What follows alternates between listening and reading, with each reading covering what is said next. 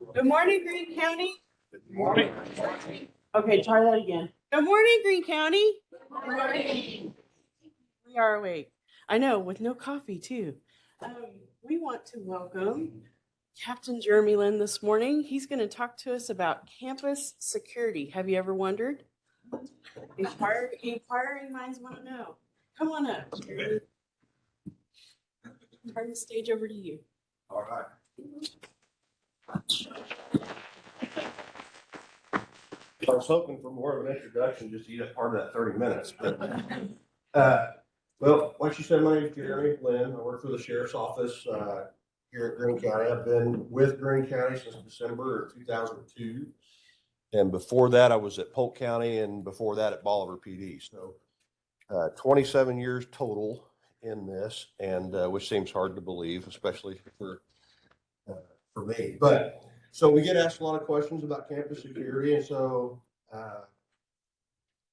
we were asked to come in today and present to you. So I think what I'll do is just kind of who we are, what we do, what our roles and responsibilities are, what our mission is, what we hope to do in the future, and maybe answer some questions for you that you might have. So campus security is part of the patrol division. The total patrol division is about 90 strong, and there's 13 of us in campus security. They are stationed, if you don't know, in the ground floor of the Justice Center as you go through the metal detectors on your right. And they have a kind of a common area where all the screens are, where we can monitor by camera all the different aspects of the county. And then we also have stations for report writing. And of course, we man the lanes coming in and out of the Justice Center. So that unit, like I said, is comprised by 13 people. It's led by Sergeant Ron Moore. And many of you are probably familiar with Ron as your go-to guy here on the campus for anything security related. And then he has a corporal, Stephen Alexander, and then 11 deputies that work for him to facilitate the entire goal. So originally, campus security was court security when I started, and it was primarily only for the courts or the court building. And Greene County is a little bit unique, at least to me, because I came from a different county where the sheriff's office was responsible for everything security related in the courthouse, to include bailiffs. But that's not the case in Greene County. The judges each have their own bailiff, and they're supervised by their team. With the judges, we are responsible for the egress and degress of the building and the overall security of the building, to include the courtrooms, but we're just not in the actual courtrooms with the judges doing the bailiff's work. In probably 2013, 2014, we started to take on more of a responsibility, or at least become more active in providing security through all the different buildings of the campus by initially just putting a couple of our folks doing rounds where they would walk through all the different buildings and try and make their presence known. At that time too, there was also a campus security group that met and talked about all the different concerns or ways to address issues on the campus as a whole. And I believe that's something that we're trying to get revamped, which should be a good thing. So currently, we, as part of campus security, oversee, like I said, the Justice Center. We make our rounds through the Cox Tower because we have offices there, as you know, through the prosecutor's office, and the archives building, public safety center, the morgue, maintenance, this building, the old jail now, and then Road and Bridge. So we will actually now go out. We have a couple of patrol cars, and we do patrolling the parking lots, going and checking all the different offices throughout the campus. I hope that you are seeing us more than you have traditionally in the past. And really our next step within that is to have a more permanent presence here in the historic courthouse. And so we're working with Kevin Barnes and Chris and their team to put together a a campus security desk that will be down in the main floor of the historic courthouse in the rotunda. And they will serve in a capacity where there will always be somebody here and be able to watch most of the doors and exits and people coming in at all times. I would say that we always have a constant threat when it comes to the justice facility, simply because of the nature of clientele that are required to come there on a daily basis. You would think that you would be more concerned about the rapists and the murderers and the thieves and the robbers and all that type of folks that are coming to visit us daily. But really, it's domestic court, it's family court. And that's where our biggest problem in lies, because you're bringing people together that can't stand each other and there's something terrible going on in their lives. And then we're going to put them together in the hallway for a couple hours while they wait to go to court and hope for the best. So we try and find new ways to make those areas safe, or have places for witnesses or places for victims that are coming in to go to court, to where they're not having to sit across from their abuser or accuser. And so that's a constant battle. The other battle with it is that, with all due respect to the judges, there's nothing negative intended by me saying this, but we are also controlled heavily by what they say. Everything that happens in the court is controlled by the judges, and if they don't condone whatever it is that we are doing, then we cannot do it. And if it's viewed to be too aggressive, or if it's viewed to be not aggressive enough, then they let us know that, and we try to adjust and adapt and overcome to that as quickly as we can. The second largest threat I feel like we have right now, and probably the biggest area where you could help us, is the homeless population. We have a empathetic and sympathetic community that tries to help and be kind and generous and loving and caring to these folks. But at the end of the day, we can't tolerate them taking up camp or sleeping on our sidewalks or sleeping in our stoops like at the old jail. So if you see that type of stuff, you're not being mean and you're not being cold-hearted by letting us know, because if they don't have a reason to be here, then we need to ask them to leave the property. That's a stance that the sheriff has taken a very hard stance on, and for good reason. And we've had some success with the stance that we've taken. Of course, the other issues that we have are revolving around money, with the treasurer's office or the collector's office. And at that time of year is also a big concern for us, which I think will also be really beneficial when we have a constant presence in the historic courthouse as well. So what do you do if there is a problem or you need to get a hold of us?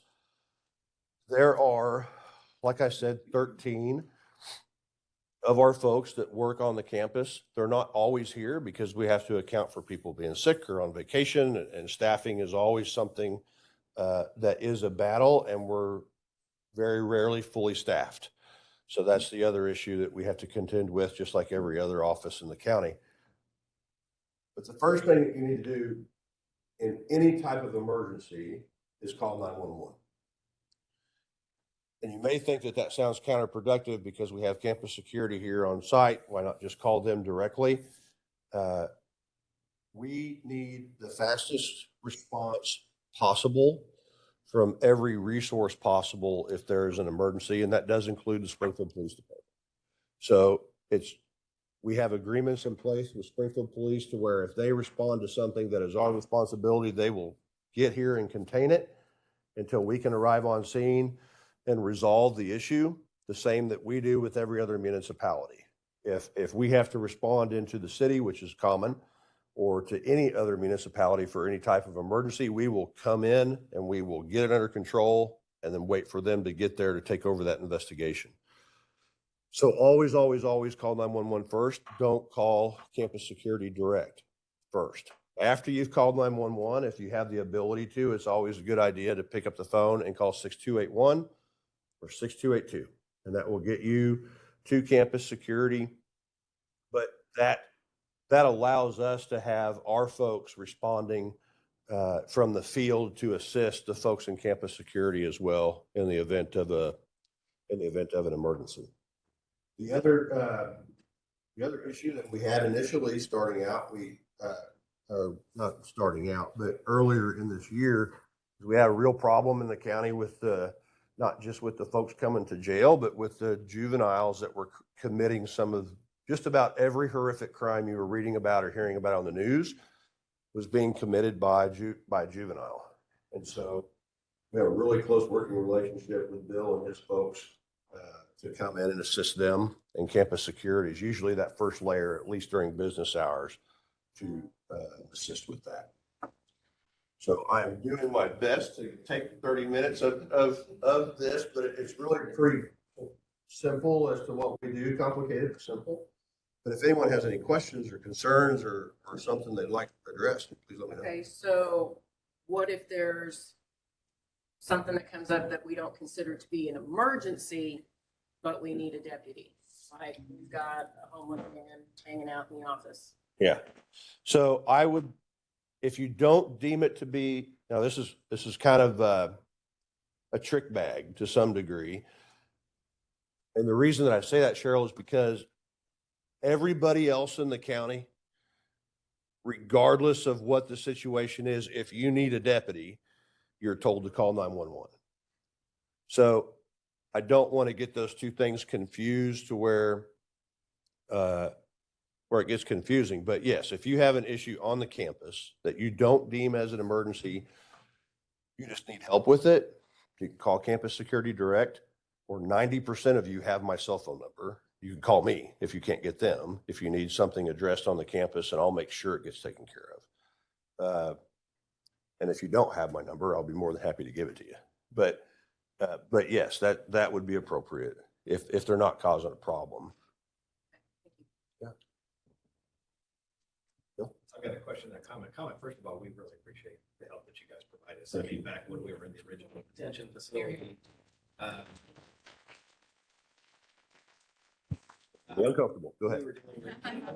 When we got 17-year-olds, I mean, it just sort of changed the game for us. I mean, if you think about our detention staff, we're dealing with, 23, 24-year-old college students and part-timers, and really, they were not at that time prepared to deal with some behavior. So, kudos to Jeremy and Jim and the sheriff. They've just been a great resource to us.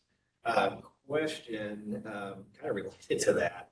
A lot of gang stuff going on, obviously, and a lot of the trials that have been over here at the courthouse have been, involving defendants who are part of gangs.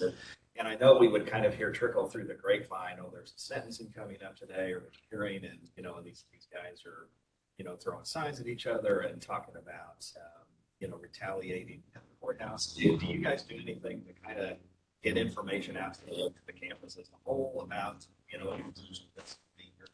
if that was to occur and hasn't? So the last gang-related sentencing hearing that we had, I believe we had 24 deputies here.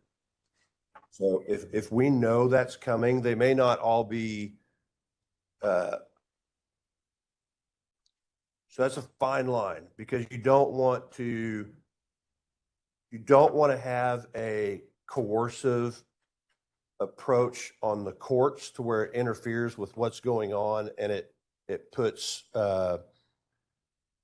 pressure on, what someone could construe as pressure on a judge or a prosecutor or a defense attorney or something like that simply because of our presence. But we're here. We're stationed all around the campus, and that is those sentencing hearings. I think the judges kind of maybe are onto it and do this on purpose, but if you notice, they're usually around 2 or 3 in the afternoon, and that's our shift change. So we bring the day shift in, the evening shift in, and campus security, and then any of the administrative staff like myself or Lieutenant Shaw. And we're generally here when that takes place to include undercover officers. When we have something like that going on, there are folks in the courtroom or in the courthouse especially that you may not know are deputies, but they're there. So, and I want to hit on that real quick, something that you said, just so that everybody understands it if they don't. August 28th of 2021, the law went into effect, and then it went full effect in 22, correct, for the age change? Huh? We're raising the age? Yes. Yeah, January Yeah, so the law changed August 28th, and then it took effect January 1st. And what he was talking about there is a real issue. Prior to that,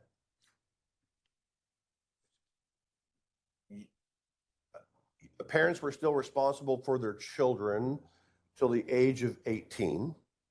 And at the age of 18, they could make their own decisions. But anything criminal that took place, we could take action on them as law enforcement. Let me back up. As non-juvenile law enforcement and take them to jail. They changed the law to where that went to the age of 18 instead of the age of 17. So every assault at a school between a junior in high school and a senior, or a fight at school, or fights downtown, or any of those things that we were taking people to jail for, then got turned over to juvenile. So it, regardless of where your feelings fall on that, on what is right and what's not, it did create a problem because historically we could solve that issue fairly quickly just by taking them to jail because they deserved it. And now we can't. So that created a huge issue, especially when all this gang violence started. And we do have a gang problem in Green County. So anybody else? I know you listed the phone number, so I know in the past, **** also got a hold of campus security in Fassville. That is new to me. Best I can tell you to do is dial it up because I do not know if that works or not. Honestly, I really don't. Try it. Yeah, no, it just rings to the desk. We're gonna get 43 phone calls today. Is this? Yeah, no, I do not know that. Typically, it's just the 6281 or 6282. But the biggest thing to remember is that we need the fastest direct line of communication for whatever the situation is. So call 911 first because there might need to be a need for medical, there might be a need for rescue. Instead of the campus security officer having to stop and make all these different calls or get on the radio and ask for this assistance, it's already coming. And dispatch has the ability to dispatch campus security to it just the same they do as a deputy out on the street.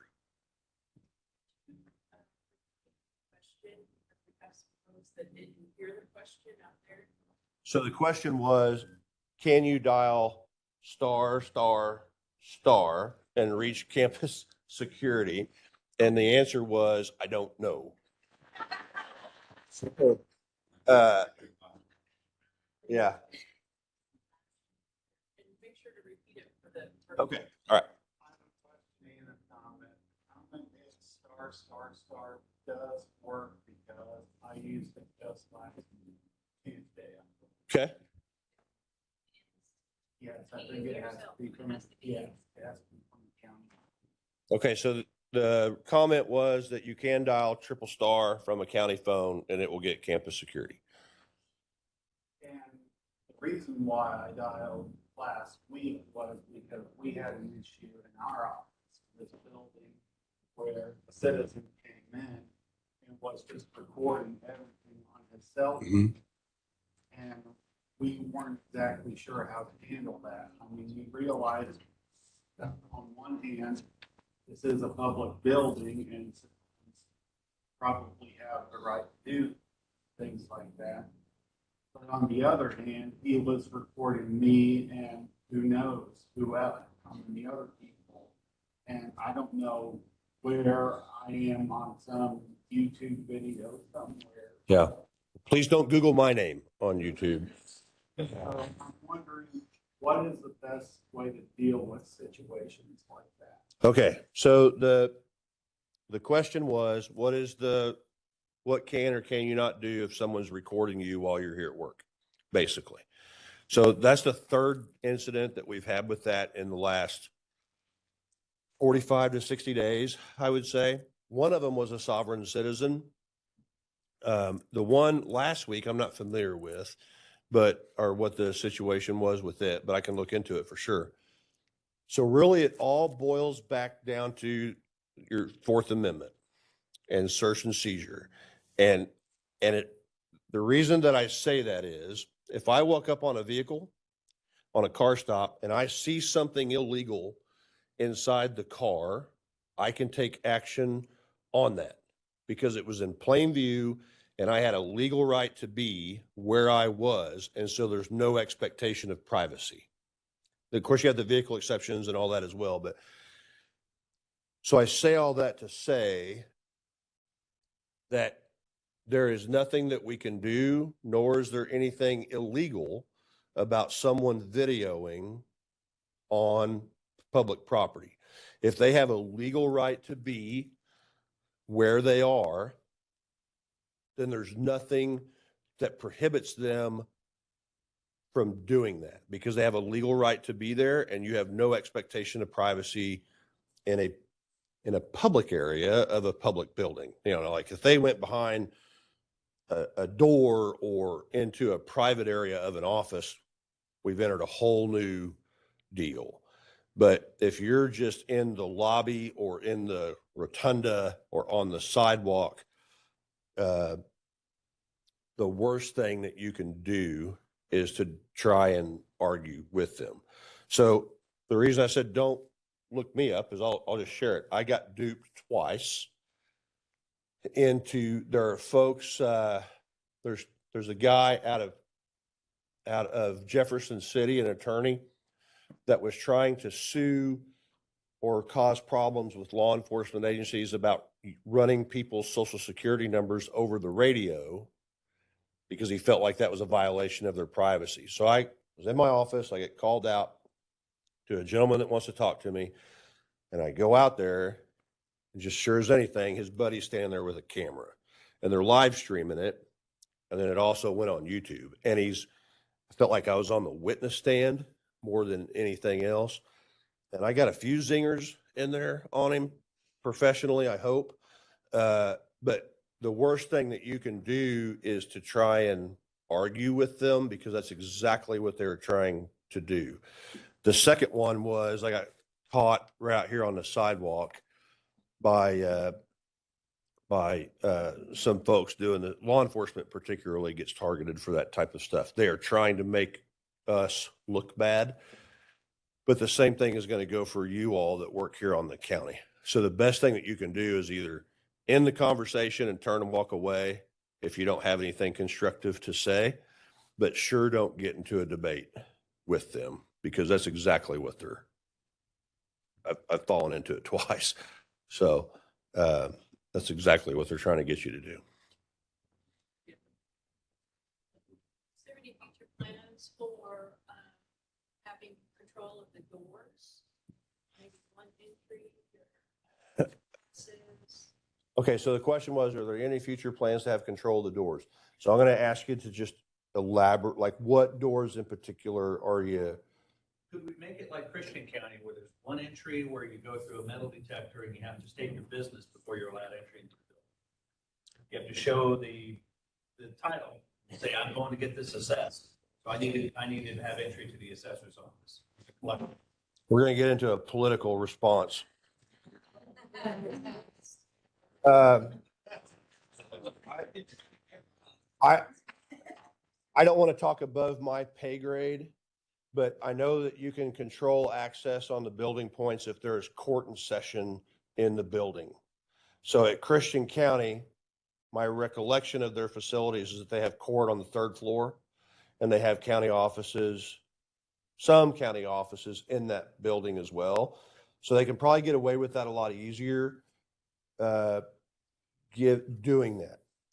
I'll tell you that in a private personal matter, I had to go to Stone County to file a small estate, and they wouldn't even let me bring my cell phone into the building, and I had to park a long ways away. I was really aggravated when I got up there, and I really was, because I started comparing it to what we do here, and so there is an essence of how welcoming we are as public servants to our facilities. and what outweighs the other. I don't have an answer for, there's ADA concerns, there's all kinds of problems and issues by restricting access into one area. But then I think that we're trying to find between the commission and Chris and his team is to try and find some happy medium to where we're providing security to the building, but yet we are not making it inaccessible or unwelcoming to the citizens of the county. So the answer is yes, maybe, probably. I don't really know if we can do that legally, but most of your counties that you see do that do have some type of courts that are in session in that building. So I'm trying to think of another county around where they actually restrict it down on the historic or where you traditionally find all those offices where, that the county is constitutionally required to have, you know, the assessor and the treasurer and all that stuff. Go ahead. Carthage has that same situation you go through. Do they? County On the, right there on the square, but they have courts in that building, correct? That was true. Yeah.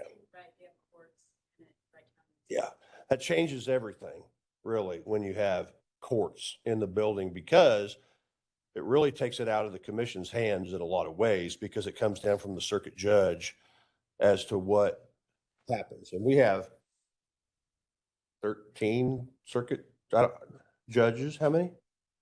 13 now. Yeah, so in most of those smaller counties, it's one circuit judge for 3 counties, you know, and it's a traveling judge. And so the associate judges really have more control there. But here it's pretty difficult because you've got 13 people that can issue court orders at any time and mandate stuff, and they have every right to do that. I'm not saying anything negative in that regard. I'm just saying it can be difficult to navigate sometimes.